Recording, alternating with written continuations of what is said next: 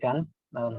Sebenarnya nggak perlu diperkenalkan karena sendi adalah gereja juga saya, PAG Palembang beberapa sahabat lalu kita juga ibadah sahabat sama-sama juga kan dari kampus. Jadi anyway, terima kasih banyak untuk Michael yang boleh perkenalkan dengan baik dan saya rasa terhormat dalam hal ini. Pada sore hari ini ya seperti topik kita adalah God's last message of mercy, di mana pekabaran terakhir kemurahan Allah ini kita akan lihat. Namun sebelumnya saya mau mengajak teman-teman semua untuk boleh tunduk kepala dan berdoa. Bapa di sorga, kami mohon kiranya kuasa Roh Kudus menolong kami untuk mengerti apa yang menjadi maksud Tuhan dalam kehidupan kami melalui pekabaran yang akan kami dengarkan. Dan kami juga memohon kiranya Roh Kudus menolong hamba-Mu untuk sampaikan firman ini, sehingga sekiranya boleh hanya nama Tuhan saja yang ditinggikan. Terima kasih banyak Tuhan, ampuni kami orang berdosa, dalam nama Yesus kami berdoa. Amin. Baik, saudara-saudara, sebagai orang-orang muda dan sebagai Seventh Day Adventist, saya izin share screen.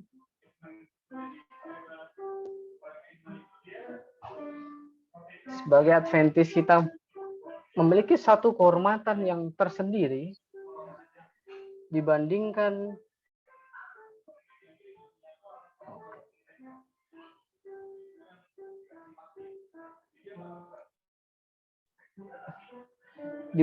denominasi yang lain sehubungan dengan keberadaan gereja kita.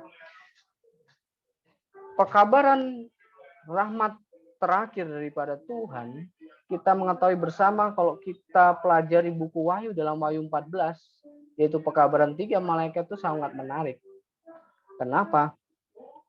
Kalau saudara lihat di dalam pekabaran itu, pekabaran malaikat pertama dan ketiga, itulah yang disebutkan dengan loud voice atau dengan suara yang nyaring. Nah, itu artinya pekabaran itu harus didengar, pekabaran itu penting, dan begitu mendesak pekabaran sehingga seseorang itu harus dibangunkan dari tidurnya. Dan kita ketahui juga pekabaran ini bukanlah pekabarannya eksklusif hanya untuk gereja Advent, tapi pekabaran ini adalah pekabaran kepada orang-orang di dunia tentang bagaimana kasih Tuhan yang begitu besar kepada mereka. Namun pada saat ini, saya hanya membahas khusus di pekabaran malaikat ketiga. Nah, sebelum itu, Testimoni jilid 9 halaman 19 paragraf yang pertama mengatakan, dalam arti khusus, ini yang saya maksudkan tadi, gereja Advent ini memiliki satu kehormatan. Gereja Masih Advent hari ke-7 telah ditetapkan di dunia sebagai penjaga dan pembawa terang. Kepada mereka telah dipercayakan peringatan terakhir untuk dunia yang akan binasa. Di atasnya terpancar cahaya yang indah dari firman Tuhan. Mereka telah diberi karya yang paling penting, pewartaan pesan malaikat pertama, kedua, dan ketiga. Tidak ada pekerjaan lain yang begitu penting. Mereka tidak membiarkan hal lain menarik perhatian mereka. Jadi dengan kata lain, begitu pentingnya pekabaran 3 malaikat ini, seharusnya gereja, individu, kita semua ini tidak boleh ada hal yang menarik perhatian selain daripada pewartaan pekabaran ini. Sekarang kita lihat, Wahyu 14, 9 dan 10. Dan seorang malaikat lain, malaikat ketiga menyusul mereka dan berkata dengan suara nyaring, jikalau seorang menyembah binatang dan patungnya itu dan menerima tanda pada dahinya atau pada tangannya, maka ia akan minum dari anggur murka Allah yang disediakan tanpa campuran dalam cawan murkanya. Dan ia akan disiksa dengan api belerang di depan mata malaikat-malaikat kudus dan di depan mata anak domba. Kalau saudara lihat, pekabaran malaikat ketiga ini, saya hanya berpikir kalau memang karakter Tuhan itu adalah kasih, kenapa harus ada murka Allah? Kenapa harus ada siksaan dengan api dan belerang di depan malaikat kudus, di depan mata anak domba? Nggak berhenti sampai di situ. Mereka akan disiksa dengan api. Selama-lamanya kita ketahui bersama bahwa di sini bukanlah disiksa siang malam dan nggak pernah habisnya. Tapi ini adalah kata selama-lamanya lebih kepada sama seperti sebuah kayu yang dibakar pada akhirnya akan menjadi abu debu. Seperti itulah yang dimaksudkan di sini. Dan kalau melihat di sini di mana karakter Allah yang kasih itu. Nah, kita akan lihat. Dan saya yakin sepenuhnya bahwa saudara-saudara semua tidak perlu dijelaskan siapa itu binatang. Kalau kita pengen tahu itu binatang, kita mundur di Wahyu 13. Dan saya sepakat dengan gereja bahwa siapa itu binatang yang keluar dari dalam laut dan siapa itu binatang keluar dari dalam bumi. Nah, bila mana saudara yang boleh mengetahui itu binatang dari dalam laut itu siapa, yang keluar dari dalam laut itu siapa, yang binatang yang keluar dari dalam bumi itu siapa? Boleh chat aja langsung, karena saya tidak mau fokus di situ, dan karena keyakinan saya bahwa rata-rata dan kebanyakan anggota gereja sudah mengetahui tentang hal ini. Dan saudara, kita sepakat juga sebenarnya bahwa buku Wahyu itu adalah buku simbol. Sebagaimana binatang, itu juga adalah simbol yang kita ketahui bersama adalah sistem gereja Katolik. Tapi bagi budaya Indonesia, kalau ada sebuah institusi atau personal seseorang dikatakan binatang, ini cukup keras. Namun poin saya tidak di situ. Nanti ya, intinya binatang yang keluar dari dalam laut adalah sistem gereja Katolik, dan binatang yang keluar dari dalam bumi adalah kita ketahui bersama itu adalah Amerika Serikat. Oke. Nah, sekarang binatang yang keluar dari dalam laut yang pada akhirnya nantinya akan mendirikan patung binatang untuk binatang laut, yaitu sistem gereja Katolik Roma itu tadi. Sebenarnya apa yang dimaksudkan di situ? Apa patung binatang itu dan bagaimana itu dibentuk? Dikatakan bahwa agar Amerika Serikat membentuk sebuah patung dari binatang itu, kekuatan keagamaan harus sedemikian mengontrol pemerintahan sipil sehingga wewenang negara juga akan digunakan oleh gereja untuk mencapai tujuan-tujuannya. Jadi dengan kata lain, patung binatang itu adalah ketika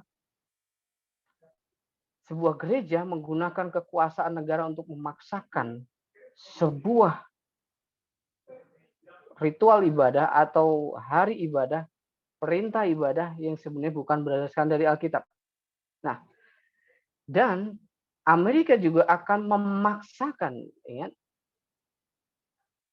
ada konsep pemaksaan di situ nanti, memasakkan sebuah tanda dari binatang laut itu, yaitu tanda binatang kita bersama adalah itulah sahabat palsu. Dan kita ketahui juga ada dua materai sebenarnya, yaitu ada materai Allah, itu materai Allah yang hidup tertulis di dahi nama Bapa dan Yesus, itu adalah hari Sabat. Ini buku testimoni jilid ke-6.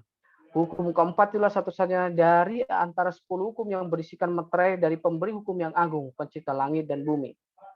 Dan materai itu ternyata hanya para malaikat yang dapat membacanya, bukan manusia. Dan dikatakan di sini, pikiran yang cerdas telah melihat tanda salib Pafadi dalam putra dan putri yang diangkat sebagai anak-anak Tuhan. Dosa karena pelanggaran akan hukum Tuhan dihapuskan. Mereka mengenakan pakaian pengantin dan setia dan taat kepada seluruh hukum Tuhan. Jadi artinya seseorang yang dimeteraikan itu pakaian, kita ketahui bersama itu adalah karakter. Jadi memiliki karakter yang berbeda orang yang dimeteraikan ini. Dan materai ini adalah penetapan ke dalam kebenaran. Segera setelah umat Tuhan dimeteraikan pada dahi mereka itu bukanlah materai atau tanda yang dapat dilihat, melainkan penetapan ke dalam kebenaran, baik secara intelektual maupun spiritual, sehingga mereka tidak dapat digoyahkan. Segera setelah umat Tuhan dimeteraikan dan dipersiapkan bagi pengguncangan peristiwa itu akan datang. Sesungguhnya itu telah dimulai. Nah, saudara, Syarat untuk terima materai, ini dia. Materai Tuhan yang hidup akan diberikan hanya pada orang-orang yang memiliki keserupaan dengan Kristus dalam tabiat.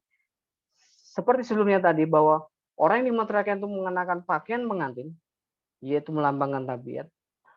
Ini syarat untuk menerima materai Allah itu adalah kita memiliki keserupaan dengan Kristus dalam tabiat. Dalam tabiat. Dan materai Tuhan tidak akan pernah diberikan pada dai pria atau wanita yang tidak suci. Materai itu tidak akan diberikan kepada pria atau wanita yang ambisius dan mencintai dunia. Materai itu tidak akan diberikan pada dai pria atau wanita berlidah palsu atau hati penuh penipuan. Semua orang yang menerima materai itu adalah tanpa noda di hadapan Tuhan, calon-calon penghuni surga. Wah, kok lihat tuntutannya ini berat dan sangat sempurna sekali. Karakter harus karakter seperti Kristus, tidak ada dosa dan sebagainya. Apakah ini mungkin atau tidak mungkin? Dan tanda binatang itu ditaruh di dahi dan juga tangan juga.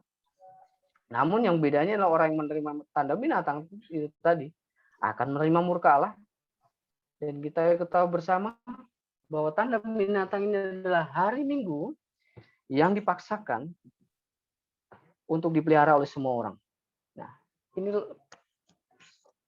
klaim-klaim dari orang Roma Katolik atau gereja Roma Katolik itu sendiri. Dikatakan bahwa tentu saja gereja Katolik mengklaim bahwa perubahan dari Sabat ke Minggu adalah tindakannya, dan tindakan itu adalah tanda dari kekuasaan dan otoritas gerejawi dalam masalah agama. Ini yang pertama. Yang kedua ini menarik. Saya akan cerita sedikit. Saudara. Ada namanya orang yang bernama James L. Day. Ketika dia dengar pekabaran Advent pada tahun 1934 di Georgia, Thomas Stone, dia sedikit bingung. Dan dia berpikir bagaimana cara untuk mencari kebenaran yang sesungguhnya. Dan dia buat caranya adalah dia mengirim surat langsung ke Paus pada waktu itu. Paus Pius yang ke-11. Nah ini. Dan pada akhirnya dia menunggu sekitar 30 hari untuk mendapatkan balasan surat itu yang sebenarnya dari editor sebuah majalah. Ya. Editor sebuah majalah, tapi atas restu dari Paus itu sendiri. Dan ini isinya, saudara. Ada 3 poin di sini. Poin yang pertama katanya, orang Protestan yang menerima Alkitab sebagai satu-satunya patokan iman dan agama harus kembali menjalankan Sabat. Fakta bahwa mereka tidak menjalankan Sabat, tapi sebaliknya menghormati hari Minggu, menguatkan mereka di mata setiap orang yang berpikir. Itu poin pertama. Poin yang kedua, dia mengakui di situ, dia mengakui bahwa betul bahwa gereja Roma Katolik yang memindahkan dari Sabat ke Minggu. Dan bahkan juga ada hukum-hukum lain yang mereka buat itu menunjukkan otoritas gereja mereka. Dan yang ketiga ini yang menarik. Ini statementnya. Kita juga mengatakan bahwa dari semua penganut Protestan, penganut Seventh-day Adventist lah adalah satu-satunya orang di sini, adalah satu-satunya yang benar dan konsisten dengan ajaran mereka. Dan bahasanya, kalau bahasa sehari-hari kita selalu menggelikan kalau melihat orang gereja-gereja Protestan katanya di mimbar ngomongin bahwa harus kembali kepada Alkitab, tapi mereka tidak kuduskan hari Minggu. Jadi dengan kata lain, ini klaim dari mereka, ini pernyataan mereka. Di depan tadi kita bahas bahwa kita mendapatkan satu kehormatan untuk mewartakan pekabaran 3 malaikat. Klaim dari binatang yang keluar di dalam laut ini, atau tanduk kecil yang kita mengerti juga, mereka mengakui dan bahkan menyanjung bagaimana konsistennya gereja Advent. Bangga? Tentu. Sombong? Jangan. Kenapa? Mari kita bandingkan yang lain juga. Mungkin hal yang paling berani, perubahan paling revolusioner yang pernah dilakukan gereja terjadi pada abad pertama. Hari suci Sabat diubah dari Sabtu menjadi Minggu. Hari Tuhan dipilih bukan dari arah manapun yang dicatat dalam kitab suci, tetapi dari pengertian gereja tentang kekuatannya sendiri. Orang yang berpikir, perhatikan ini, bahwa kitab suci harus menjadi satu-satunya otoritas, secara logis harus menjadi gereja Maseven hari ke-7 dan menguduskan hari Sabtu. St. Catherine Church Sentinel ini tahun 1995. Saudara, bangga dengan gereja kita. Apakah kita orang-orang muda bangga dengan gereja kita? Lihat, ini pernyataan dari orang yang selalu kita sampaikan bahwa mereka ini binatang. Oke. Mereka ini sistem Babel dan lain sebagainya. Lihat, inilah mereka menyanjung kita. Menyanjung kita. Tapi lihat apa katanya Nyawe di sini. Manuskrip 14-18-87 yang juga katakan, kita hendaknya tidak antara kita dan denominasi-denominasi lain, khususnya orang Katolik. Kita hendaknya tidak membuat prasangka dalam pikiran mereka secara tidak perlu dengan menyerang mereka. Banyak orang Katolik yang hidup selaras dengan terang yang mereka miliki jauh lebih baik daripada banyak orang yang mengaku mempercayai kebenaran yang ada sekarang, dan Allah pasti akan menguji serta membuktikan mereka. Saudara, lihat Nyawet menyarankan jangan sampai kita menyerang mereka secara membabi buta dan bahkan membangun tembok perintang dengan mereka, karena ada orang-orang yang masih selaras dengan kebenaran yang menurut mereka adalah kebenaran dan mereka setia pada hal itu. Di buku lain, Testimoni jilid 9 ini tahun 1909. Memang benar bahwa kita diperintahkan untuk berseru dengan suara nyaring, tidak menahankan diri, mengangkat suara seperti sangkakala, memperlihatkan kepada umatku pelanggaran mereka. Pesan ini harus diberitakan, namun sementara itu harus diberikan, kita hendaknya berhati-hati untuk mendorong dan mendesak orang banyak, serta mengutuk mereka yang tidak memiliki terang yang kita miliki. Kita hendaknya tidak keluar dari jalan kita untuk memaksa orang Katolik. Di antara umat Katolik ada banyak orang Kristen yang paling teliti dan berjalan dalam semua terang yang menyinari mereka. Dan Tuhan akan bekerja atas nama mereka. Jangan mencela orang lain, jangan mengutuk mereka. Fakta bahwa Gereja Katolik adalah penggenapan nubuatan, sistem itu memang benar. Tapi ada umatku di gereja itu. Sederhananya seperti itu, saudara. Nah, ini pekabaran perlu dikabarkan kepada mereka. Nah, sebagaimana tadi tanda binatang itu adalah hari Sabat palsu atau Minggu. Apakah seseorang sekarang sudah mau menerima tanda binatang? Di sini dikatakan belum ada orang yang menerima tanda binatang. Namun, ketika suatu undang-undang akan dikeluarkan untuk memberlakukan Sabat palsu, garis akan ditarik dengan tegas antara yang palsu dan yang benar. Jadi ketika nantinya Sandilo, Nasional Sandilo itu diberlakukan, itulah baru orang-orang yang sudah terima pekabaran, mereka sudah paham, dan pada akhirnya mereka lebih memilih Sabat yang salah, itulah tanda binatang diberikan kepada mereka. Dan orang-orang yang tidak mau menerima tanda binatang, dan patungnya ketika undang-undang itu dikeluarkan, haruslah membuat keputusan sekarang untuk berkata, tidak, kami tidak akan menghormati lembaga binatang itu. Nah, saudara-saudara, jadi kalau kita sudah paham, kita harus memilih yang benar. Nah, binatang dan murka Allah. Kalau bagi saya, yang kan latar belakang saya bukanlah Kristen, sebenarnya apakah Allah itu seperti apa yang Allah yang saya percayai dulu? Jadi konsepnya adalah ketika saya taat, Tuhan itu sayang sekali. Tapi ketika saya tidak taat atau tidak turut hukum, Tuhan akan hukum, murka, marah, bahkan segala bencana akan saya terima. Saudara, kita akan lihat sebenarnya konsep murka Allah sebenarnya dalam Alkitab itu seperti apa.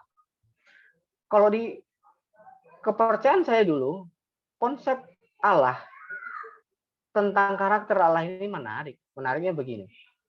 Kalau ada orang tukang sabung ayam, jadi nanti di neraka bukan orang yang sabung ayam, tapi ayam itu yang sabung orang itu. Kalau ada orang tukang mabuk, nanti di sana perutnya akan buncit besar dan penuh dengan nanah. Kalau ada perempuan suka seks bebas, laki-laki suka seks bebas, itu nanti, maaf kata, dia punya alat vitalnya akan ditombak dengan tombak yang tajam dan besar. Mengerikan. Jadi dulu ketika saya belajar seperti itu, kalau saya nggak setia, kalau saya nggak puasa sekarang ini, wah, pasti akan murka Allah itu kepada saya. Namun kita akan lihat murka Allah di sini.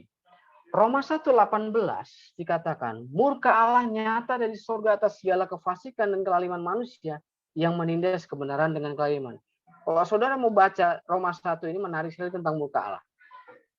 Dan bahasanya, the wrath of God di sini is revealed from heaven against all ungodliness and unrighteousness of men. Jadi sebenarnya sederhananya seperti murka Allah itu melawan ketidaksalahan atau kefasikan, bukan orang fasik. Itu melawan kejahatannya, bukan orang jahat. Itulah istilah yang kita dengar. Allah mengasihi orang berdosa tapi membenci dosa. Itu berbanding terbalik dengan kita mengasihi dosa tapi membenci orang berdosa. Dan murkanya tidak diarahkan pada orang berdosa tapi diarahkan pada dosanya. Lihat konsep murka Allah ini. Roma 1:24. Karena itu Allah menyerahkan mereka kepada keinginan hati mereka akan kecemaran sehingga mereka saling mencemarkan tubuh mereka. Jadi sederhananya adalah murka Tuhan dalam menyerahkan mereka kepada pilihan hati mereka yang berdosa.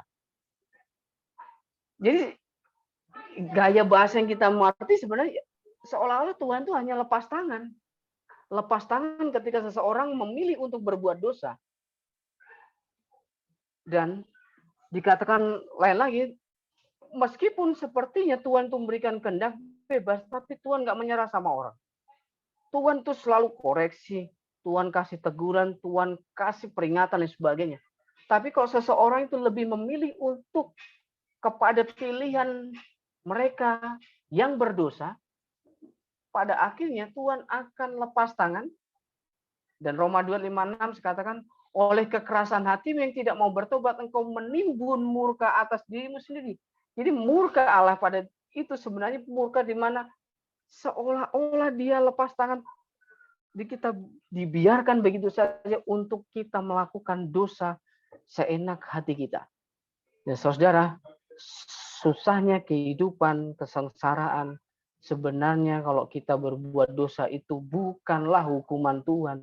Ya oke lah kita bisa katakan hukuman Tuhan. Tapi sebenarnya itu adalah karena akibat dari pilihan kita yang berdosa. Nah saudara, ini ngomongin tentang murka. Dari sini saya bisa melihat ternyata pekabaran malaikat ketiga sebenarnya bukanlah pekabaran yang menakutkan. Karena ada kata murka, akan disiksa dan sebagainya. Ya kita ketahui bersama murka itu nanti apa 7 kutuk. Kalau kita pelajari 7 kutuk itu sendiri, kenapa sampai ada 7 kutuk dan siapa yang memberikan 7 kutuk, itu menarik sekali. Ternyata sementara masa percobaan, time of probation ini masih terbuka, masih ada kesempatan Tuhan selalu memperingatkan, kasih teguran, kasih panggilan pekabaran ini juga untuk orang-orang dunia dan juga kita. Nah, apa kabar malaikat 3? Dikatakanlah pemberitaan tentang hukum-hukum Allah dan iman Yesus. Ini kutipan katanya, hukum-hukum Allah telah diberikan tapi iman Yesus belum diberitakan oleh orang asing. Dan sebenarnya hukum dan Injil itu harus bergandengan tangan, dia harus berjalan bersama. Dan bukan hanya itu sebenarnya pekabaran malaikat ketiga. Iman dalam kesanggupan Kristus untuk menyelamatkan kita dengan berlimpah semuanya dan selengkapnya adalah iman Yesus. Jadi sebenarnya sederhananya, kalau dipikir, materi ini kalau suka nanti bisa saya share. Sederhananya saya akan ringkaskan.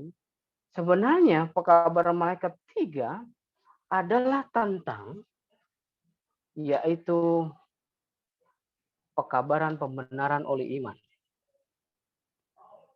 Pekabaran pembenaran oleh iman. Oke. Saudara tahu, di pekabaran malaikat pertama, kenapa Tuhan bilang everlasting gospel? Malaikat itu memiliki everlasting gospel. Kenapa? Karena ada Injil yang lain yang disebarkan atau diajarkan oleh sistem tadi.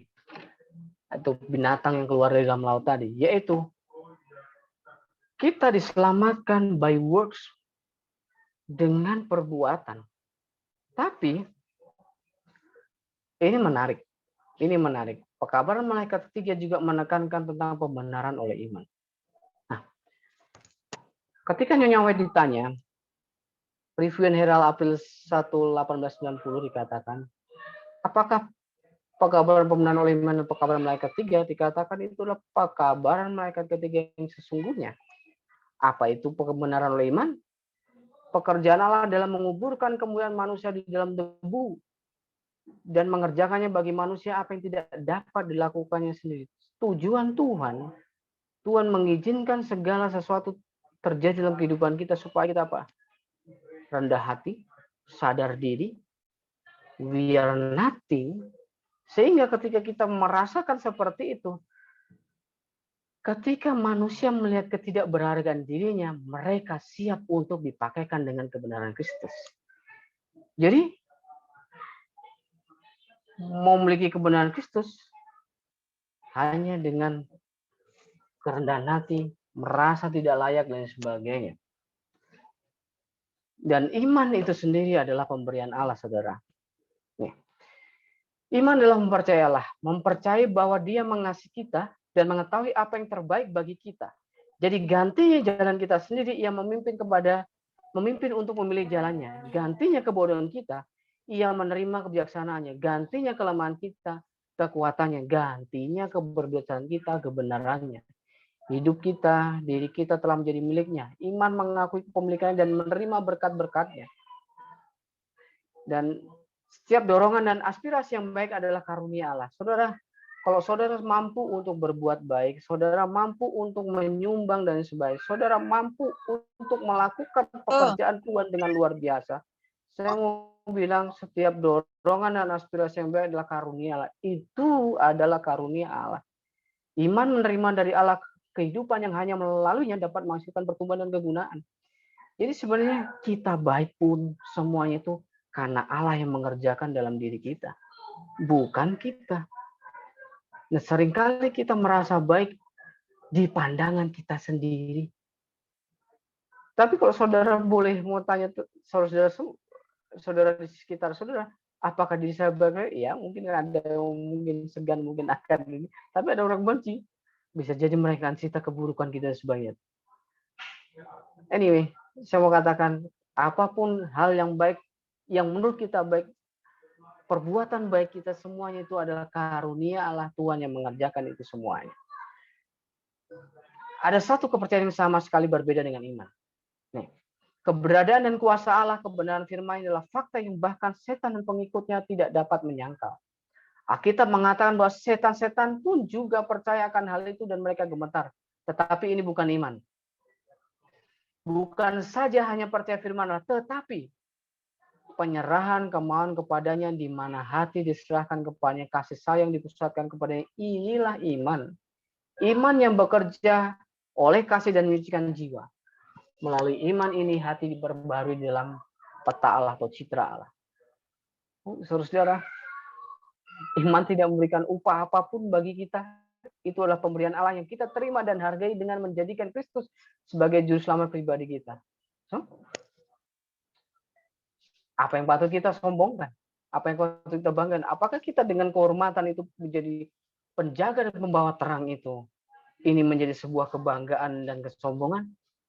Banyak berdoa. Oke. Selanjutnya di sini, kita tidak dapat berbuat apapun katanya sini untuk memulaikan iman karena iman adalah pemberian Allah.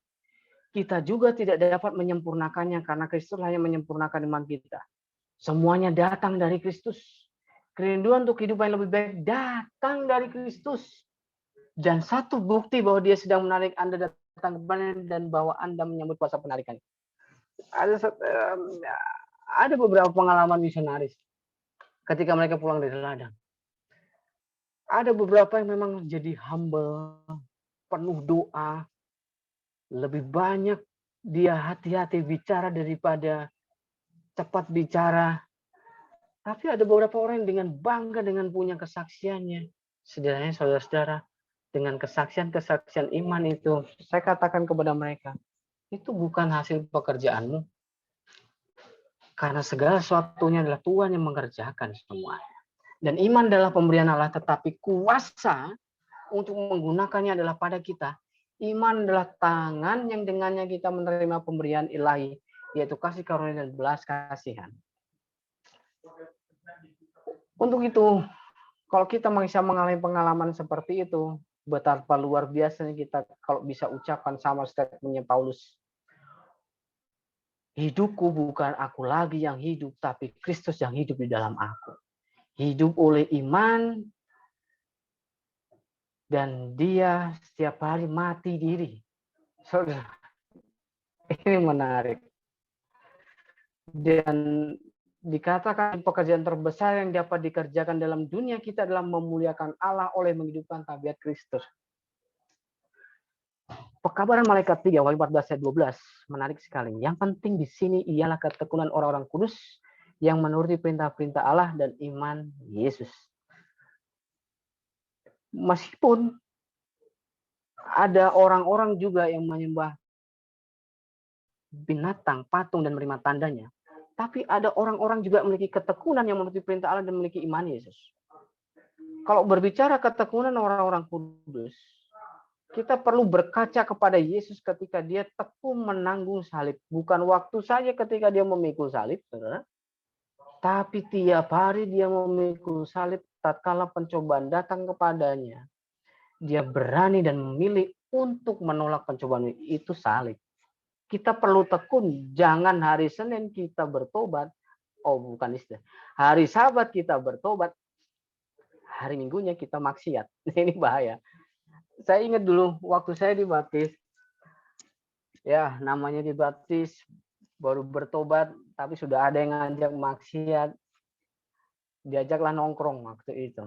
Jadi diajak nongkrong, mulai ngerokok lagi waktu itu. Ya ini sebenarnya cerita yang memalukan. Dan yang ngajak itu maaf atau bukan orang luar saudara, itu orang Advent sendiri juga. Diajak nongkrong, kita ngerokok lagi. Jadi kalau Sabat bertobat itu, rokok berhenti. Tapi di hari lain waktu kerja, wah, luar biasa. Bisa jadi rokok saya sebelum kenal kebenaran, waktu kenal kebenaran lebih banyak waktu kenal kebenaran daripada sebelum kenal kebenaran. Jadi perlu tekun di dalam menanggung salib. Menuruti perintah Allah. Sama seperti Yesus. Ketika Yesus di dunia, dia menuruti perintah bahwa dia katakan seperti ini. Pekerjaanku, makananku adalah menuruti perintah Bapakku. Saudara, karakter yang sama, orang yang menerima pekabaran 3 malaikat itu seperti itu. Ketekunan, penurutan, dan iman Yesus. Nah, iman Yesus ini menarik, saudara. Ketika Yesus disalib, waktu disalib, nih, The Sara Fegis katakan dia tidak melihat pintu kubur itu, saudara. Bahkan dia tidak bisa melihat harapan, dia bisa keluar dari kubur itu atau bangkit dari kubur itu. Dan bahkan dia mengatakan tentang penerimaan Bapa akan pengorbanan. Seolah-olah dia ragu akan penerimaan Bapa tentang pengorbanan yang selama ini dia lakukan. Selama ini dia kerjakan. Ia khawatir katanya di sini. Jangan-jangan dosa sangat mengerikan pada pemandangan Allah sehingga perpisahan mereka akan kekal.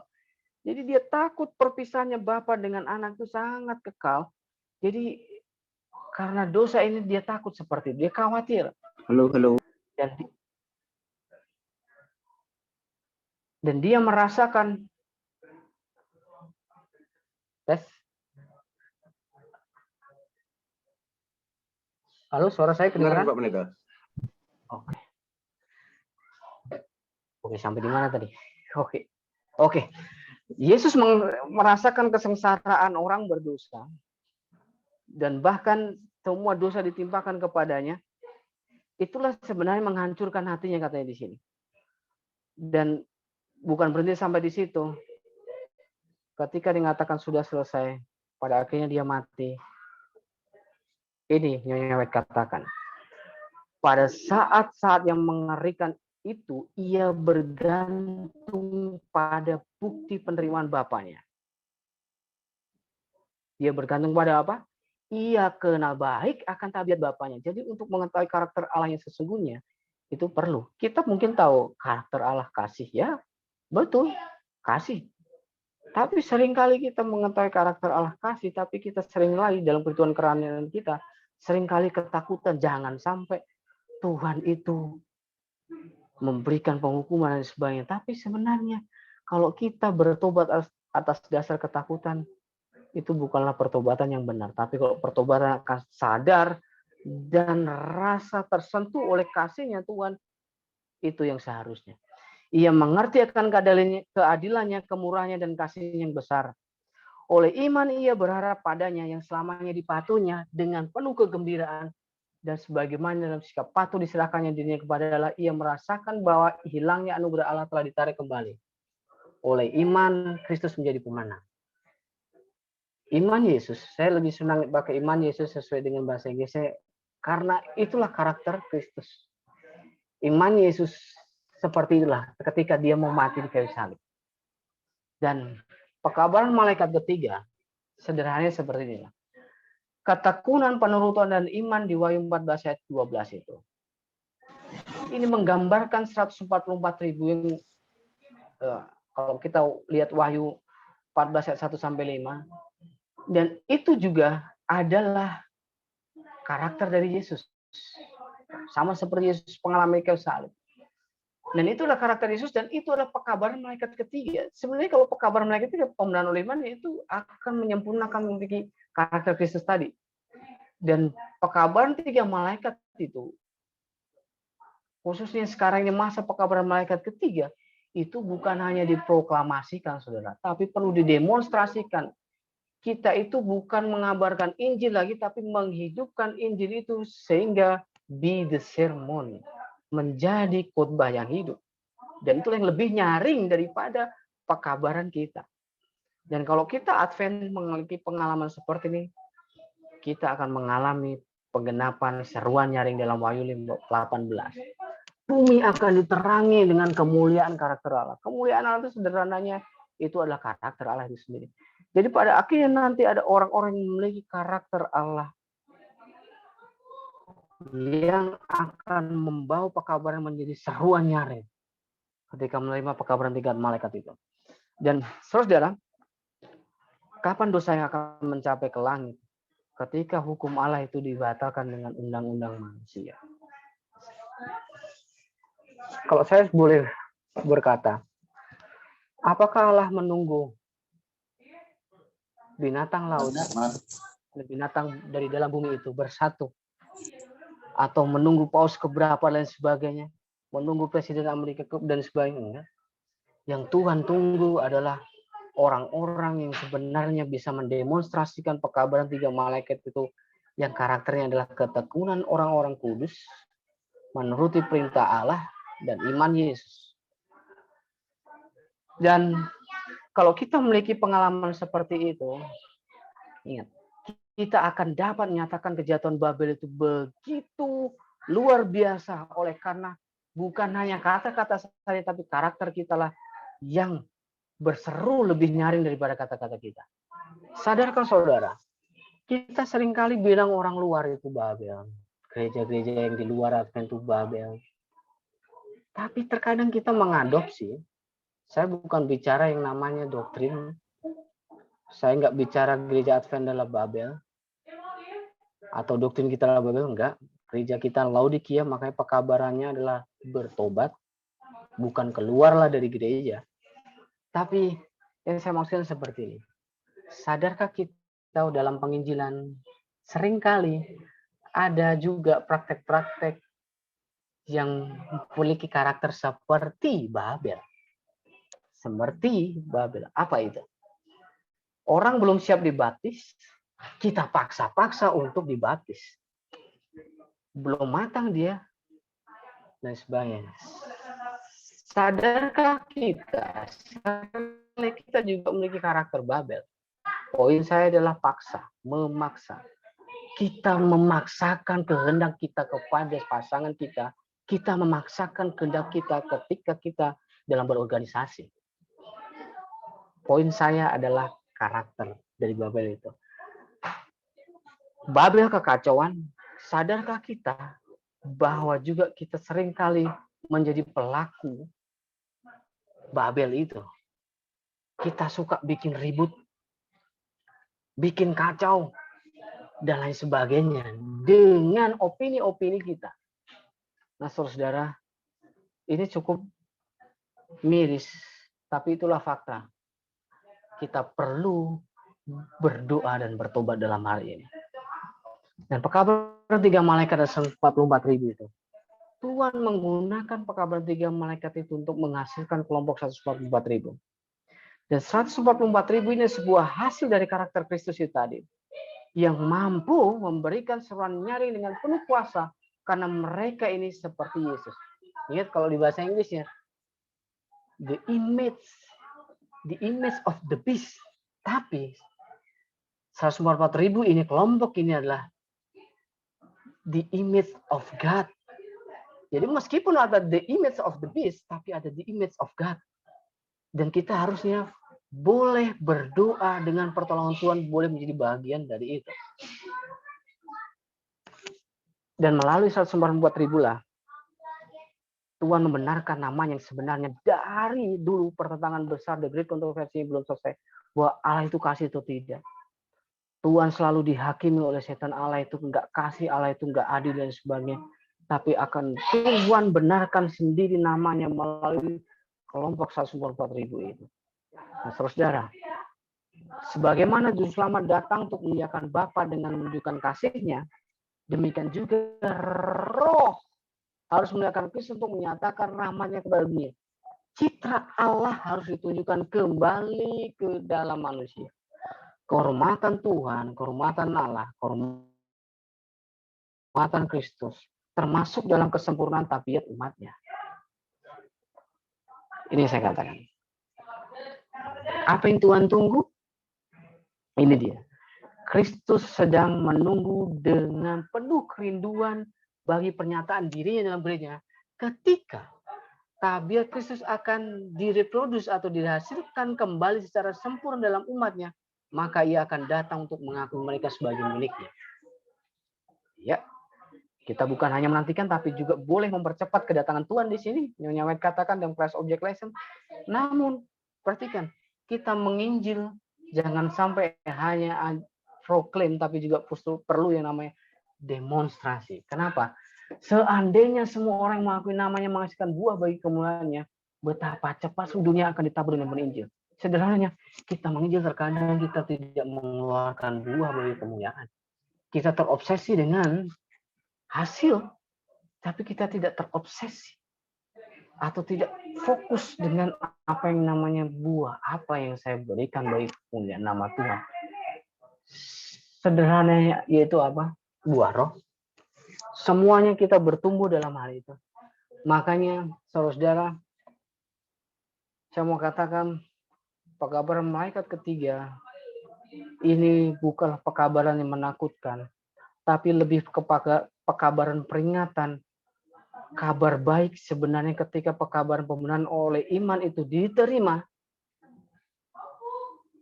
orang-orang boleh dipakaikan kebenaran Kristus dan mereka akan menyatakan Injil itu dengan seruan nyaring. Wahyu 18 ayat 1 dan 2. Maka dari itu, setiap kita, orang-orang muda, bahkan ada orang-orang tua dan sebagainya, apakah tidak lebih baik kita fokus kepada karakter Allah daripada kita fokus pada hal yang sebenarnya bukanlah yang menyangkut dengan keselamatan. Seringkali kita tidak mau fokus dengan yang namanya hal yang menyangkut keselamatan. Kita lebih suka apa yang saya persiapkan untuk masa kesesakan. Material apa yang bisa saya siapkan. Kita hanya suka hal-hal luarnya, tapi kita tidak fokus kepada yang namanya pekerjaan, pemurnian dalam hati kita untuk boleh berkembangnya tabiat Kristus. Kiranya Tuhan Yesus memberkati kita semua. Dalam nama Yesus, pekabar ini saya doa. Amin. Amin. Terima kasih Pendeta Puji yang sudah membawakan kabaran yang begitu luar biasa ya buat teman-teman, buat kita semua di sini. Mungkin dari teman-teman tadi masih ada yang kayak kebingungan dan ingin bertanya, mungkin boleh langsung ya, pendeta nanti ditanyakannya. Teman-teman yang ingin bertanya boleh open mic atau bisa tulis di kolom chat. Nanti saya akan coba bacakan pertanyaannya dan akan saya tanyakan kepada pendeta Puji.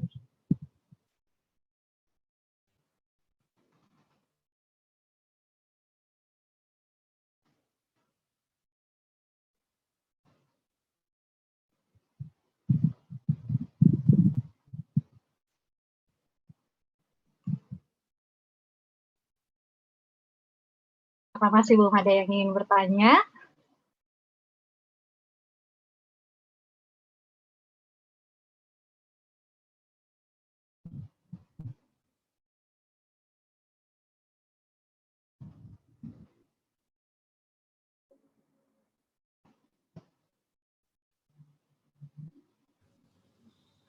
Agak sulit untuk bertanya, Grace, karena ini kan sifatnya pelajaran. Tidak ada challenge untuk bertanya nih, karena bagaimana kita bertanya, kita hanya bertanya bagaimana kita mempersiapkan diri kita masing-masing ya. Terima kasih Pendeta Puji. Tadi saya berusaha untuk mencatat, tetapi rata-rata untuk dipertanyakan karena itu konkret ya, semua data sudah dibacakan. Hanya saja mungkin pertanyaannya normatif lah ya, bagaimana mungkin kita mempersiapkan diri kita, khususnya mungkin lebih cocok mungkin dalam, kalau pertanyaan tidak ada mungkin nanti di challenge untuk kesaksian dari masing-masing mungkin, karena kita masih ada waktu kan ya. Misalkan Pendeta Puji dalam perjalanannya menarik sekali kan, dia tadi dari denominasi, kita udah kenal Pendeta Puji kan bukan dari Kristen ya Pendeta. Mungkin bisa sisipkan bagaimana cerita pendeta untuk menjadi seorang Kristen. Tadi saya juga menarik, kita kan belum terlalu, rekan-rekan di Palembang juga mungkin belum terlalu tahu Pendeta Puji ini siapa. Nah itu boleh disisipkan juga. Kalau tidak ada pertanyaan seandainya, sayang sekali karena waktu masih panjang, Grace. Ya benar Om.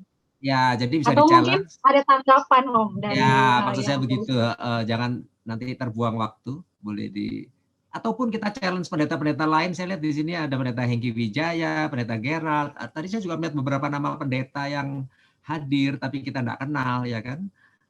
Dan mungkin juga yang lainnya boleh kasih statement tambahan kalau tidak ada pertanyaan. Itu aja, Grace. Dari saya belum ada.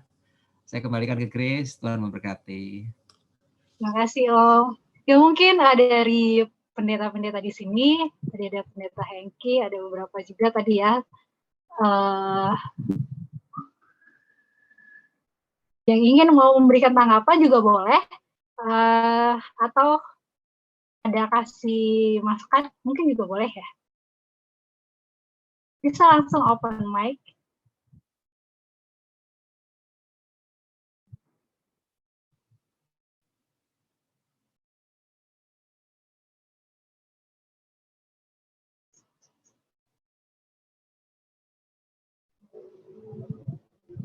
Kalau saya boleh tahu nih, terselenggaranya Palembang ini dengan kita diperakasai oleh siapa ya? Tadi saya ketinggalan di depan.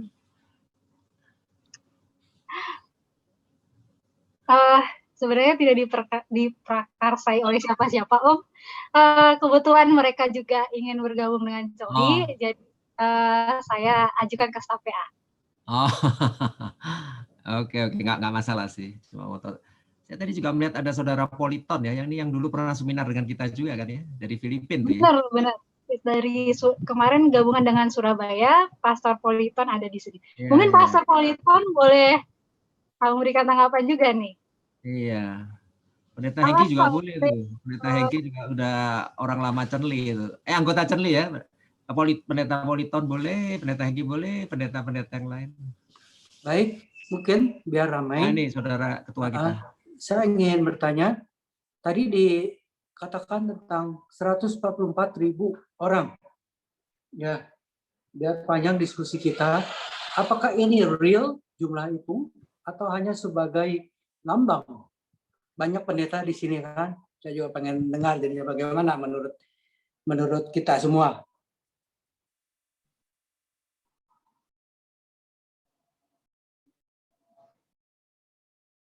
Pendeta Puji mungkin boleh langsung menjawab pertanyaan dari Om.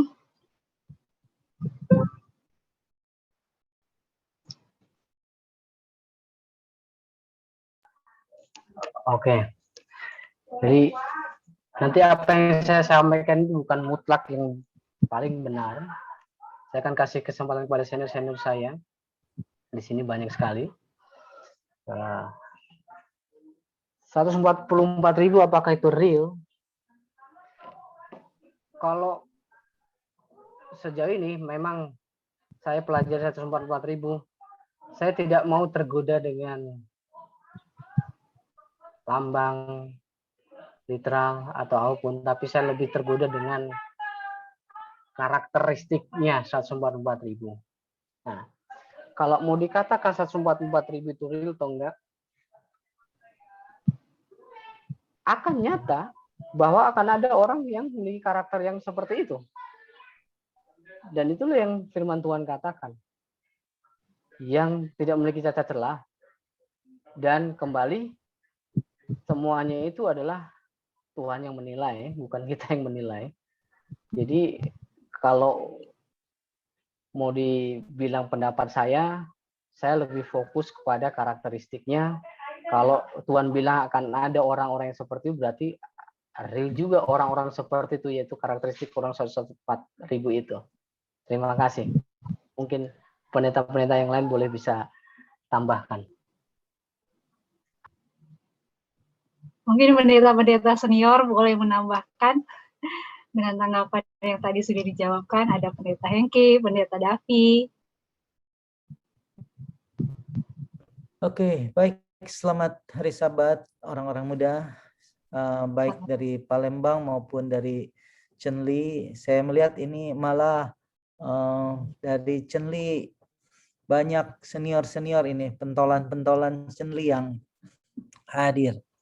Saya lihat juga dari Palembang juga ada yang pemuda-pemuda senior, sudah jauh senior. Baik, mungkin sebelum kepada mungkin saya jawab dulu yang 144 tadi apa dikatakan oleh pendeta Andri. Tentu 144 itu bukan real. Karena kalau 144.000 itu hanya sedikit sekali. Kalau kita membaca keterangan itu mewakili 12 suku. 12 sukunya juga sudah nggak ada lagi sekarang ini. Siapa yang masuk 12 suku? Pendeta Andri dari suku mana dia? Ko Johan dari suku mana? Ini Grace dari suku mana? Yang lain mungkin saya lihat dari suku mana? Dari suku Israel, nggak ada yang masuk di situ. Jadi kalau kita ikuti ada cukup banyak perbincangan tentang 144.000 itu tentu bukan satu jumlah yang real. Mungkin perlu pembahasan khusus.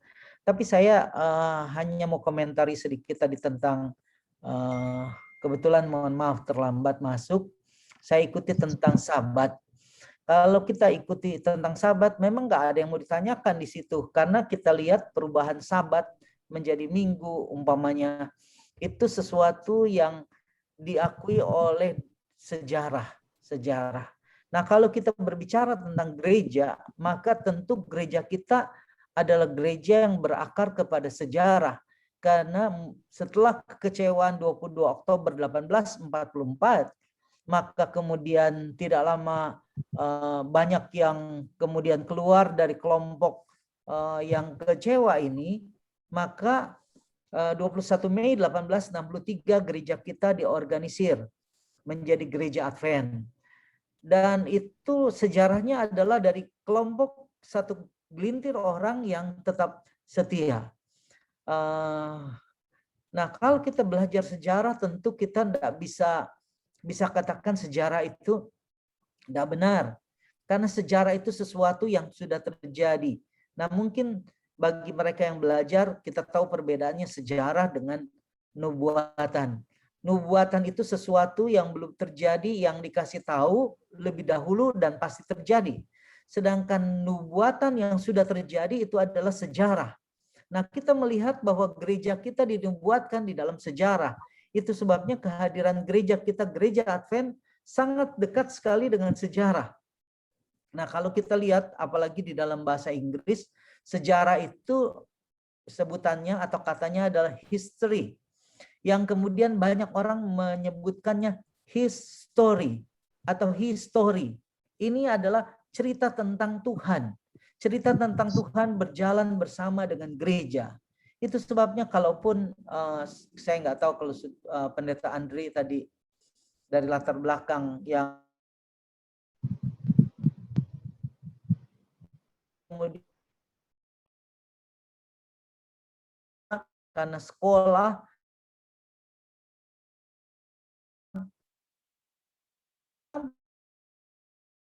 diyakini, karena saya jalannya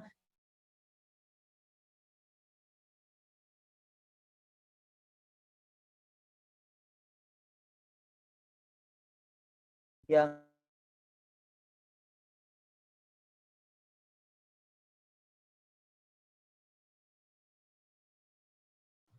karena orang-orang tertentu. Gerejanya ini adalah gereja yang benar. Nyonya White katakan kelemahan-kelemahan, kekurangan itu masih tetap ada sampai Tuhan Yesus datang. Tetapi inilah satu-satunya pusat perhatian Allah yang besar. Dengan demikian, kalau satu-satunya pusat perhatian Allah yang besar sejak kemunculan sampai sekarang, sampai ke depan, ini ada di dalam konteks sejarah. Dalam catatan Tuhan, His story. Terima kasih. Terima kasih Pendeta Hengki udah memberikan tanggapan tadinya. Ini mungkin ada yang bertanya juga tadi untuk menjawab sedikit pertanyaan dari Pastor Hengki. Pendeta Puji sebelum menjadi Advent beragama apa? Ini agak sedikit personal ya, tapi mungkin nggak apa-apa kali ya Pastor ya untuk bertanya seperti hal ini. Sebelum menjadi Advent beragama apa, di mana mengenal kebenaran, dan pada saat di Bangka melayani di mana, Pastor? Oh, ini yang tahu di sini ada Om Ayun tadi itu. Om Ayun sama saya ini kami sama-sama satu kampung dari Sukabumi, tapi karena suka surga jadi Advent lah. Kami sama-sama di sekolah, di sebuah sekolah yang kecil. Sekolah yang nggak diperhitungkan, tetapi di sekolah itulah kemudian ya ini Om Ayun ini mungkin kalau nggak ada sekolah ini nggak jadi orang seperti sekarang, mungkin sekolah Advent. Iya, hanya bekal modal SD saja, hanya bekal SD. Nah, mungkin Om Ayun punya pengalaman yang menarik kalau dilihat hampir seisi keluarganya itu jadi Advent hampir semua. Kalau saya dari latar belakang Baptis. Pendeta Hengki, yang saya tanya Pendeta Puji. Oh. Kalau Pendeta Hengki udah tahu saya. Iya, ini tadi siapa nih? Grace. Oke. Ya, mungkin boleh di Pendeta Puji. Silahkan. Oke, thank you. Sebelum jadi Advent agama Muslim, ya, saya kenal kebenaran di Magetan, saya asli Magetan, dan saya melayani di Bangka di Desa Kelapa. Nah, itu saja untuk saya singkat untuk pertanyaan yang dimaksud. Mungkin tadi Pendeta Politon akan juga mengomentari sebelum 140.000 karena sudah open kamera ini sepertinya.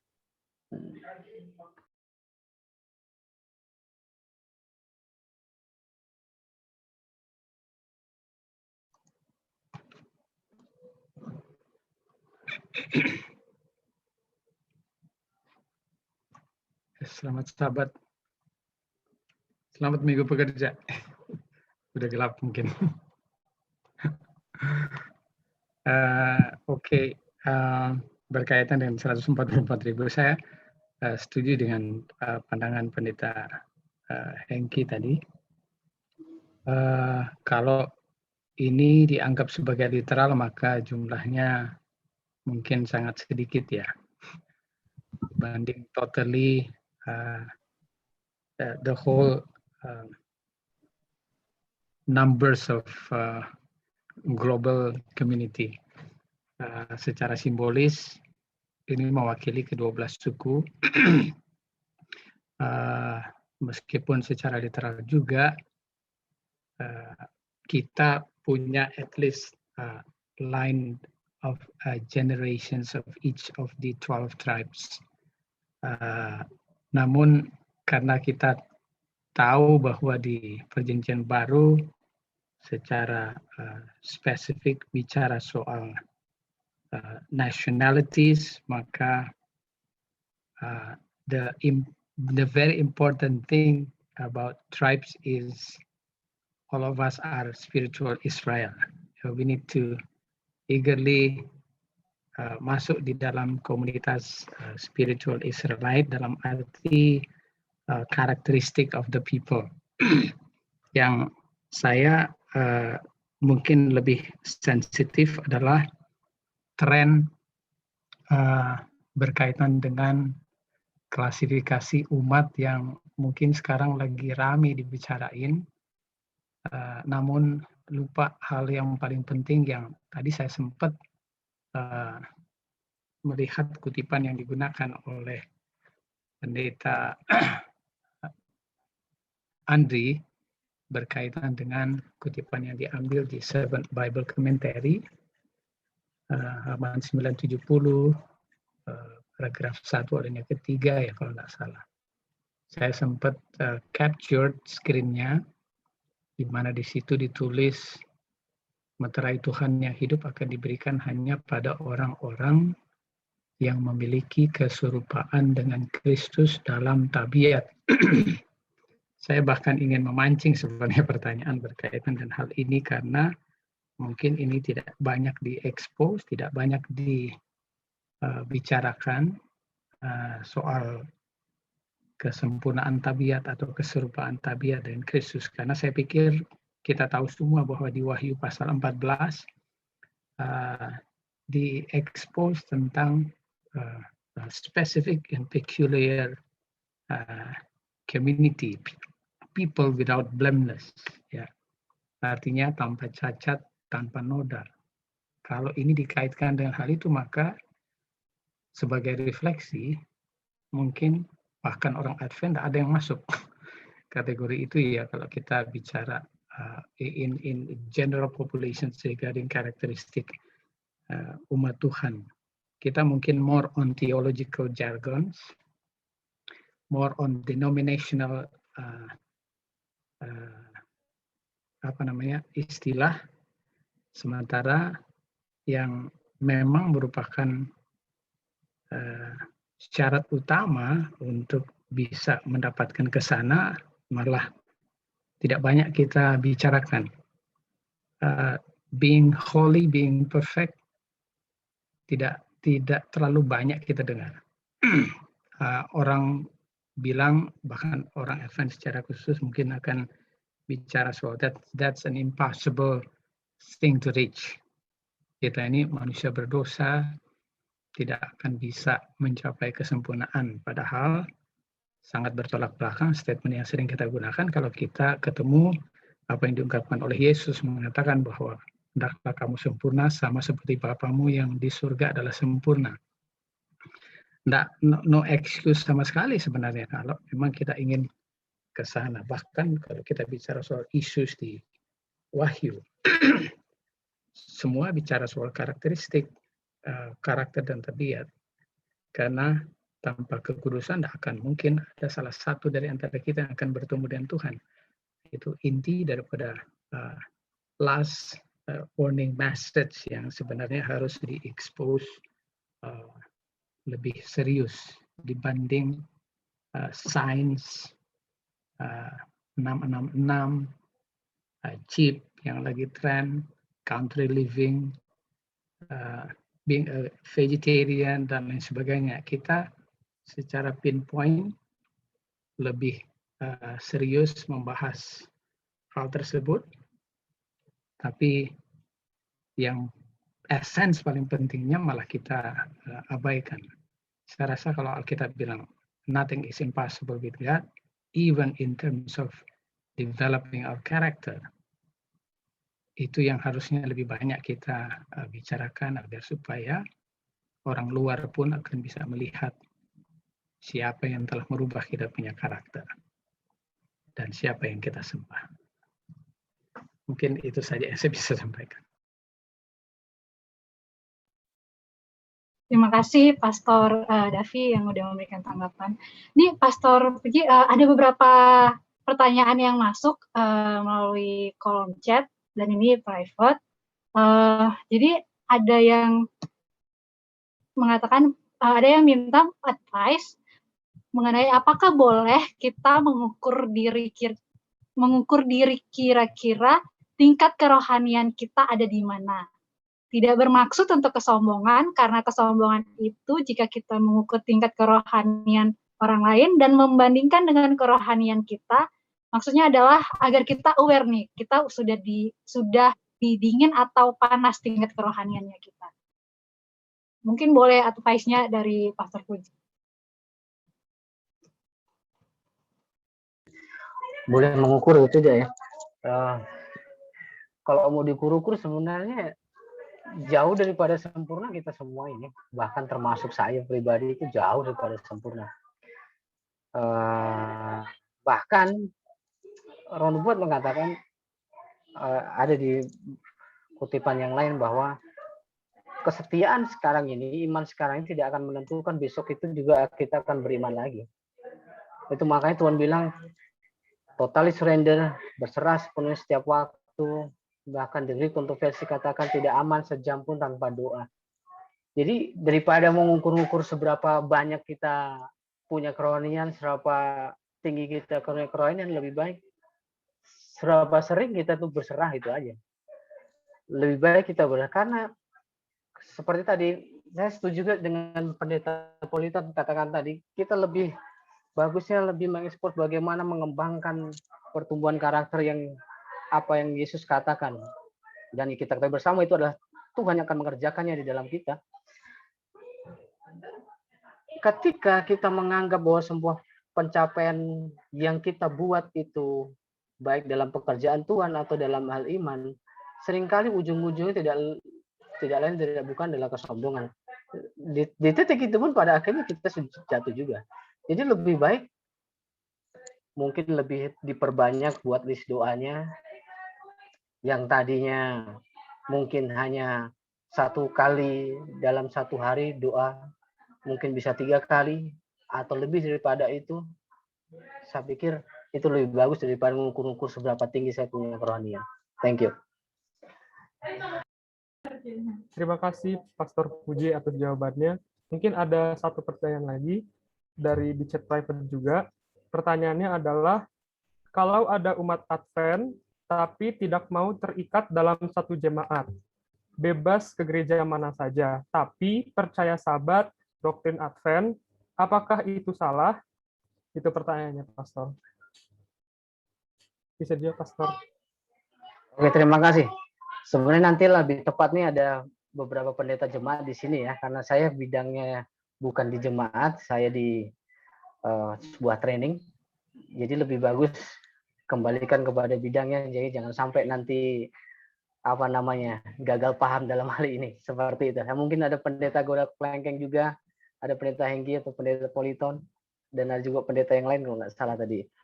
Seperti itu, ada pendeta Simar Mata juga. Oke, boleh kasih komentar dalam hal ini.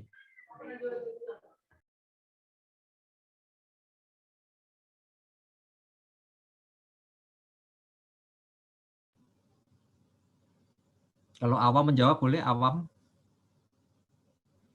Boleh Om. Dipersilakan. Ini Michael ya. Ini pendapat saya Michael ya, nanti ada diluruskan. Secara gembala mungkin nanti normatif jawabannya, pasti tidak boleh. Karena tugas gembala adalah menjaga dombanya supaya dalam tempat yang benar. Maksudnya begini, kan kita tertib administrasi untuk keanggotaan supaya tertib. Saya yakin para gembala pasti bilang jangan. Tetapi saya secara awam begini, saya melihat satu fenomena di jemaat ini sekarang, apalagi sejak terjadi pandemi, itu membentuk gereja Zoom. Maksud saya begini, saya ada di grup yang berbeda dengan Cenli ya. Saya ada di jemaat Cenli, itu ada satu grup. Grup itu saya lihat para senior kumpul di sana, senior dari gereja-gereja di Jakarta dan di luar, bahkan dari Amerika kumpul di situ. Mereka membentuk satu gereja baru namanya Zoom. Zoom itu maksudnya begini, mereka membentuk, jadi ibadah mereka terjadi di sana ya, ibadah sama sekolah sahabat sampai khotbah. Kemudian dari angkatan 74 UNAI itu 1 bulan 1 kali juga membentuk. Nah, yang saya pikir kalau pandemi ini terus berlanjut, gereja secara Cenli contohnya, itu sangat para anggotanya juga begitu, jarang tampil di Zoom secara bergiliran. Saya lihat itu mereka beralih ke Zoom yang dibentuk itu. Nah, pertanyaan ini kalau pandemi terus berlangsung, maka sudah tidak ada borderless gitulah, jadi boleh berseberangan, boleh menyeberang. Nah, ini yang agak sulit dibendung. Ini karena anak muda, saya juga melihat ada beberapa yang saya dengar ya dari grup sebelah, itu anak-anak muda bahkan mengumpulkan persepuluhan itu untuk mereka punya kepentingan. Maksudnya begini, mereka membentuk Zoom, mereka nggak store lagi karena carut marutnya, apalagi di DKI ini kan carut marut nih sekarang, itu sudah bukan rahasia umum, sehingga mereka membentuk, ini saya tidak bisa buktikan ya, tapi di grup sebelah mengatakan anak-anak muda ini membentuk ministry sendiri. Nah, inilah bagi saya ini kebetulan, inilah tanda-tanda zaman akhir supaya organisasi kita sadar banyak yang harus dikerjakan. Nah, mungkin pandemi ini bukan sengaja lah ya, Tuhan izinkan masih berkepanjangan supaya akan sedikit ada goyang-goyang dikit, karena hanya uang yang bisa meredam carut-marutnya khususnya daerah Jakarta ya, Jakarta. Saya awam ya, saya bicara ini bebas, saya tidak mewakili apapun, tetapi saya adalah anggota jemaat Cenli. Kalau saya masih setia, saya di Zoom tetap lempeng aja, di Cenli aja. Saya sudah diundang ke grup lain, saya belum berani bergeser karena saya kalau bergeser nanti nggak enak gitu loh, karena ya loyalitas saya kepada jemaat yang saya ikuti dari dulu. Padahal sudah kepingin pindah-pindah juga ini, karena banyak manis-manisnya di grup lain. Ceritanya banyak sekali untuk membangkitkan rohani itu. Sekian kepada Michael. Michael jangan pindah-pindah dari Palembang, tetap stay. Yang boleh ya nanti kalau sudah lihat situasi. Mungkin tadi saudara Davi sudah ketawa-ketawa, kelihatannya Davi juga agak bergeser. Beliau ada di Filipina ya. Nggak tahu jemaat aslinya ada di mana, Tuhan memberkati. Saya hanya dari awam ya, saya tidak mempengaruhi apapun. Terima kasih, itu yang terjadi sekarang.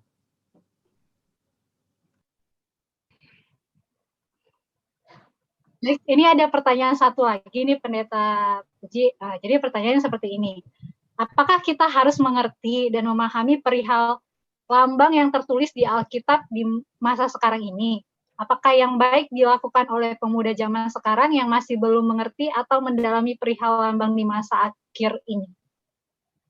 Nah, pertanyaannya seperti itu, Pendeta. Boleh ditanggapi, Pendeta?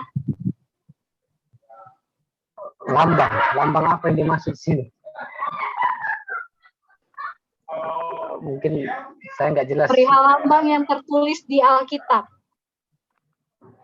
Oh, apakah perlu kita ketahui dan sebagainya seperti itu? Apakah kita harus mengerti dan memahami perihal lambang yang tertulis di Alkitab di masa sekarang ini? Gitu. Itu pertanyaannya. Oke. Saya adalah tipikal orang juga nggak jago menghafal sebenarnya. Tapi apakah dengan kendala seperti itu tidak harus saya belajar? Saya harus belajar terus untuk pertumbuhan kerohanian pribadi tentunya. Nah, kalau perlambangan kita belajar perlambangan, apalagi buku Daniel dan Wahyu itu perlu banyak perlambangan. Dan untuk mengerti itu, ya memang harus ngerti tahu arti yang dari lambang-lambang itu. bagaimana bisa mendapatkan aplikasi yang benar untuk diterapkan dalam kehidupan sehari-hari ketika tidak mengerti. Namun kembali lagi, pertumbuhan kerohanian seseorang, iman seseorang itu berbeda-beda. Mungkin saya tahunya ini, yang lain ada yang tahunya lebih, atau yang lain ada yang tahunya di bawah saya. Ya saya nggak bisa menghakimi pengetahuan mereka. Mungkin waktunya belum sampai di titik itu dan lain sebagainya. Jadi lebih baik adalah dalam hal ini silakan untuk pelajari dan bahkan diharuskan untuk kita pelajari yang namanya Daniel Wahyu ini, karena itu membangunkan secara pribadi. Jangan kita terobsesi pelajari Daniel Wahyu supaya kita itu bisa laris untuk berkhotbah di mana-mana. Nah ini bahaya. Jadi kita pelajari dulu, fokusnya adalah kerohanian kita pribadi dulu yang harus bertumbuh. Kita mau numbuhin orang tapi kita sendiri nggak bertumbuh. Jadi hanya sebagai knowledge, bukan merubah hati kita sebenarnya seperti itu. Itu yang bisa saya sampaikan. Thank you. Terima kasih Pastor Puji. Mungkin ada tanggapan dari pendeta-pendeta senior lainnya. Mungkin dari Pendeta Gerald. Apakah ada tanggapan Pendeta? Ini untuk sekaligus masukan buat anak-anak muda yang bertanya tadi.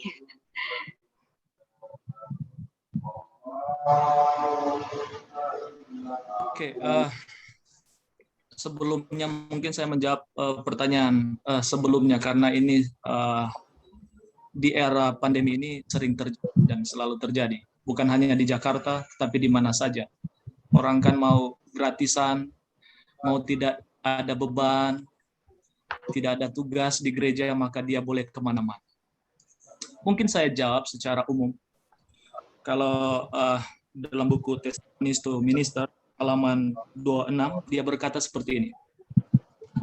Orang yang mau menjadi bagian dalam rencana Allah, tetapi tidak mau menjadi bagian dalam satu organisasi, berarti tidak mengerti cara kerja Allah. Sistem dan peraturan terwujud dalam semua pekerjaan Allah di seluruh jagat raya. Ya, kalau kita nikmati dalam bagaimana Kisah pasal 2 terbentuknya gereja, kemudian kita nikmati ketika Adam dan Hawa, tata kelola gereja itu dari keluarga dan sebagainya, kemudian bangsa Israel, kemudian di dalam era perjanjian baru muncullah gereja, maka Tuhan memilih gereja untuk menjadi bagian. Kita baru saja belajar pelajaran sekolah Sabat bagaimana gereja ada untuk penginjilan. Dan Tuhan kita adalah Tuhan yang teratur, rapi, dan dia disebut organisator. Oke. Saya menjawab secara umum. Tetapi saya tidak menyalahkan bagi mereka yang pindah-pindah gereja. Karena gereja Advent adalah gereja global. Apalagi di saat pandemi ini. Saudara boleh terbuka dengan gereja yang ada di Filipina, gereja yang ada di Amerika, atau di mana saja. Tetapi jawaban saya adalah, karena Tuhan mau kita bekerja bagi pelayanannya, bukan tidak salah, bukan salah bahwa kita melayani secara pribadi, bukan. Tetapi Tuhan mengadakan gereja atau organisasi untuk perpanjangan tangan Tuhan supaya rapi dan teratur. Tetapi kita tidak menyalahkan kalau bila mana orang buka Zoom join Zoom dengan gereja yang lain. Karena kita kan gereja global, artinya. Tetapi kalau masuk kepada lebih dalam kepada hati kita, kan poinnya di sini adalah motif. Dia kalau sekali-kali dia bergabung, itu oke. Tapi masalah di sini adalah dia tidak mau bergabung dan dia hanya mau pindah saja di mana saja. Saya berapa kali melayani di gereja-gereja, saya tanya, gereja di mana? Biasanya saya menyapa, saya pindah-pindah dulu pendeta. Saya masih enjoy pindah-pindah dulu pendeta. Oke, biasanya kan gereja urbanisasi, gereja di Jakarta ini ada anak muda yang tamat dari Pematang Siantar, dari UNAI, dari Unclub, datang di Jakarta mencari pekerjaan untuk cocok dulu. Mereka kemana-mana. Tetapi pada satu tujuan adalah ketika sudah bekerja, harus cari, ini konteks orang muda, carilah gereja yang tetap supaya Anda boleh lebih terorganisir melayani. Saya tidak menyalahkan, tetapi pada intinya di mana-mana ada seperti itu. Saya lama di Tumauto, banyak juga seperti itu, hanya datang dan pergi. Pas lihat besok sahabat depan, bulan depan, sudah tidak ada lagi. Tapi kita tidak menyalahkan. Yang kita harapkan, kalau motif dia tidak mau, kan begini, orang kan tidak mau terikat, itu masalahnya. Dia mau kemana-mana saja. Kalau dikasih bagian, oh tidak, tiba-tiba ada gereja itu ya, mau kasih bagian kepada saya mau pindah saja. Oh, itu motif yang salah. Ya, saya pikir motif. Tetapi gereja sesungguhnya adalah gereja global. Tuhan mau juga kita join dengan siapa saja, tetapi dalam pelayanan Tuhan mau kita secara terorganize melayani. Saya pikir seperti itu. Hanya tambahan saja apa yang Coach Johan sudah tambahkan. Kita melayani Tuhan seperti itu. Kira-kira itu dulu tambahan saya. Terima kasih Pendeta Gerald yang sudah menambahkan. Nah, di sini saya ada tadi melihat Pendeta Simarmata, mungkin boleh ada kasih tanggapan? Baik, terima kasih. Selamat sore, selamat sahabat untuk kita semuanya. Selamat sahabat Pak Pendeta. Baik, kalau berbicara soal keanggotaan tadi, memang perlu kita ingat bahwa gereja kita ini adalah gereja yang terorganisasi dan kita percaya bahwa Tuhan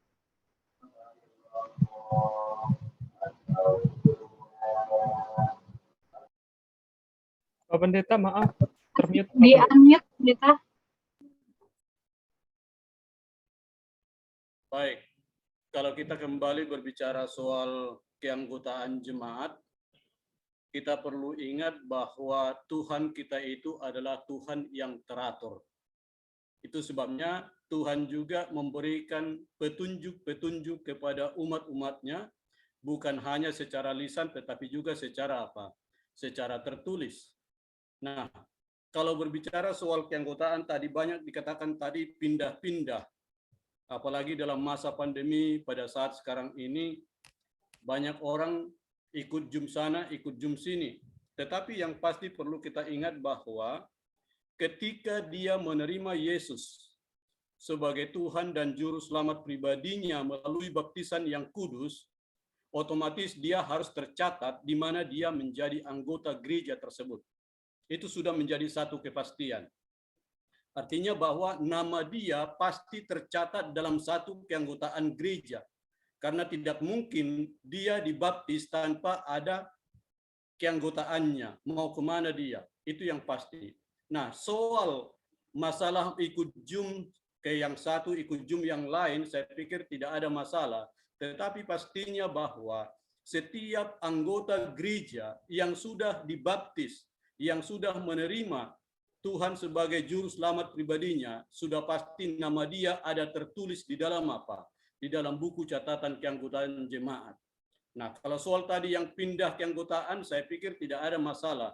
Di dalam organisasi kita, sebagaimana dikatakan tadi, bahwa gereja kita ini adalah gereja apa?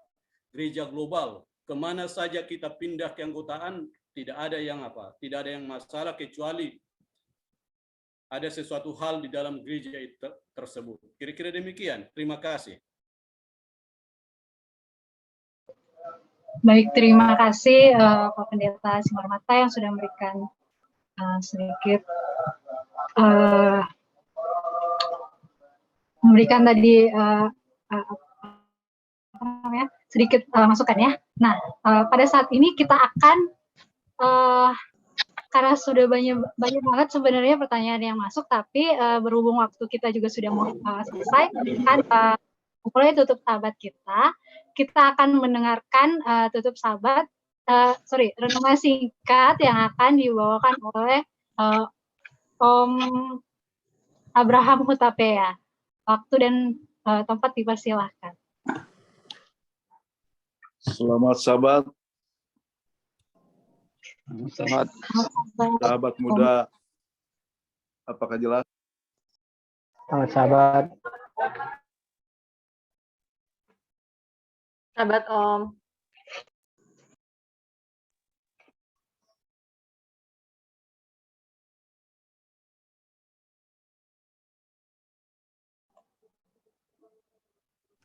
Pak Di-mute, KB, Om. boleh di-unmute dulu. Unmute.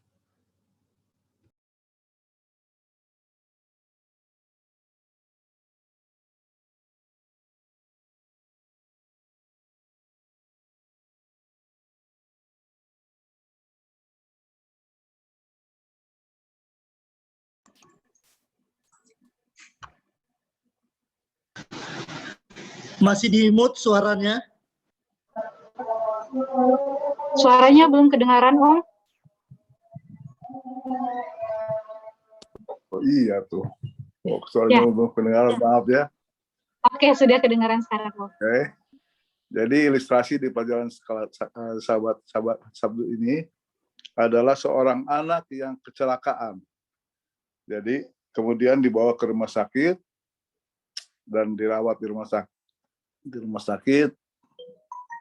Kemudian latar belakang dari anak ini ternyata dia bukan seorang yang kehidupannya cukup ya.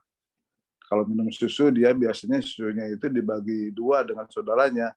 Jadi 1 gelas dikatakan dia minum tidak boleh lebih dari setengah. Nah, jadi ketika di rumah sakit dikasih susu oleh perawat, dia bertanya, "Suster, apakah saya harus boleh minum seberapa banyak saya boleh minum?" Kemudian suster bilang boleh semuanya 1 gelas, dan dia minum dengan lahapnya. Ilustrasi ini menggambarkan bahwa sebenarnya orang Israel punya kesempatan untuk meneguk seluas-luasnya kasih karunia Tuhan. Berkat-berkat Tuhan itu seperti dalam ayatnya ditulis begini, "Kamu sendiri telah melihat apa yang kulakukan kepada orang Mesir dan bagaimana aku telah mendukung kamu di atas sayap Raja Wali yang membawa kamu kepada Keluaran 19 ayat 4.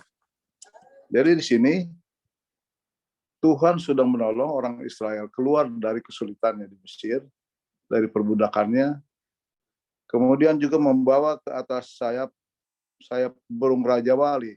Artinya kalau Raja Wali melatih anak-anaknya, itu biasanya dijatuhin dari atas, kemudian dibawa lagi, diambil lagi ketika mau jatuh ke bawah, begitu terus sampai ahli, sampai pintar.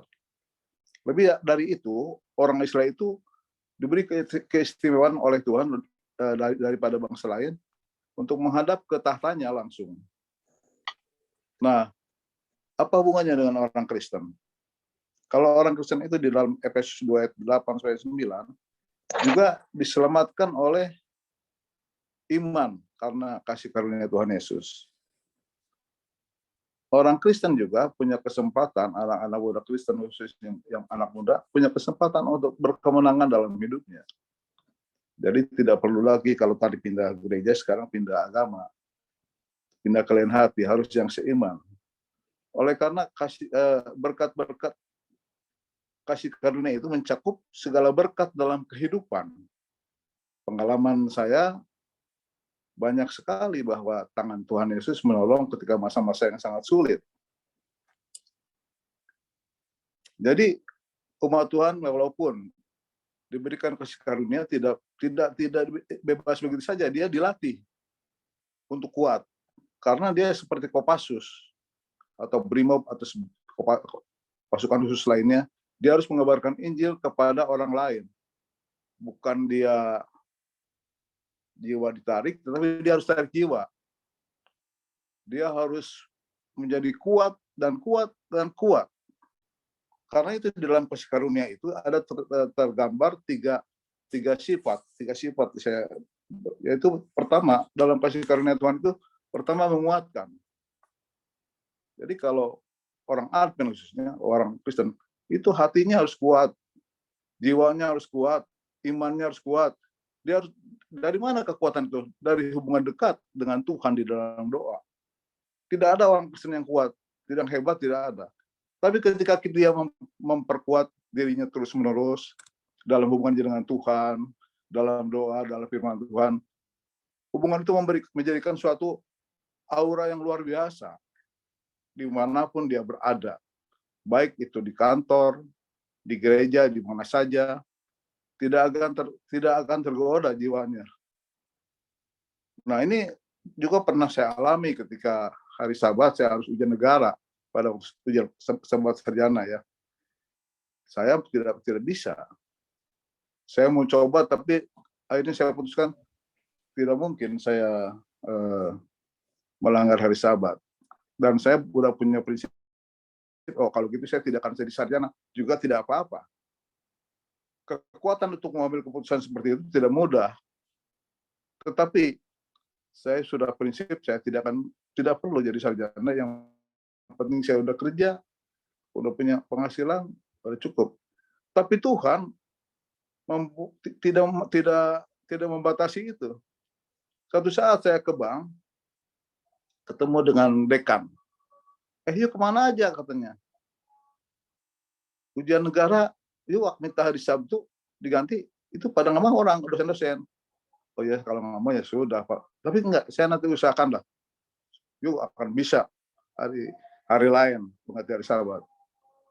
Dan pertemuan itu pun tidak dijanjikan dan kami ketemu di bank dan kemudian saya diundang dalam rapat para dosen dan saya bilang memang saya tidak jadi sarjana juga tidak apa-apa.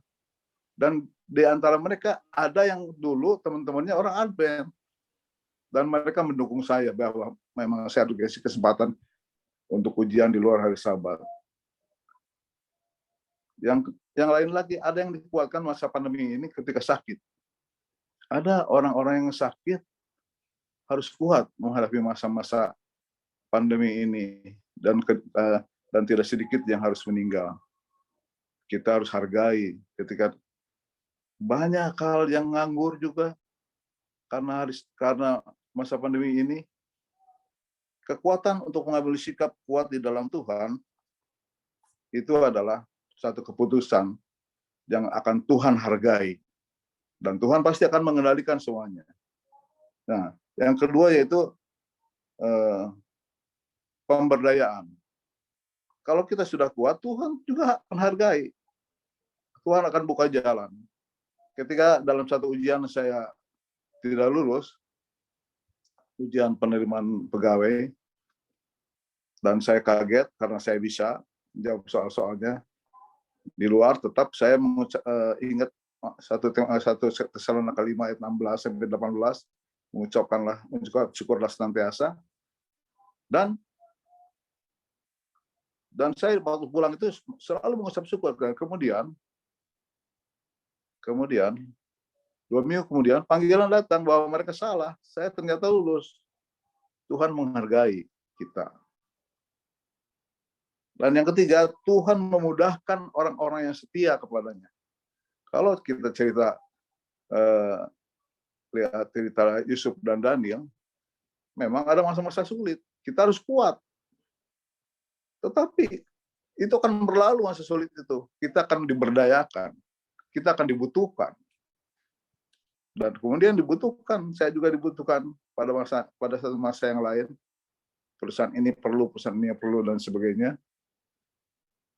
Dan memang setelah masa-masa yang sulit berlalu, dan banyak lagi masa yang sulit, kita akan selalu bersyukur kepada Tuhan. Bagaimana kita tidak bersyukur? Bagaimana kita tidak setia kepada Tuhan yang baik? Dan inilah yang harus jadi pegangan kita umat-umat Tuhan, khususnya sahabat-sahabat muda sekalian, di mana saja berada. Kiranya Tuhan memberkati kita semua pada minggu bekerja ini. Kita akan kuat, kita akan luar biasa, bukan karena kita hebat, Tuhan Yesus yang hebat. Inilah doa harapan kami. Amin. Amin. Terima kasih kepada Bapak Abraham Hutapea yang telah menyampaikan renungan tutup Sabat, beserta juga dengan kesaksian yang telah diberikan. Itu sangat menguatkan bagi kita dan juga menjadi kepujian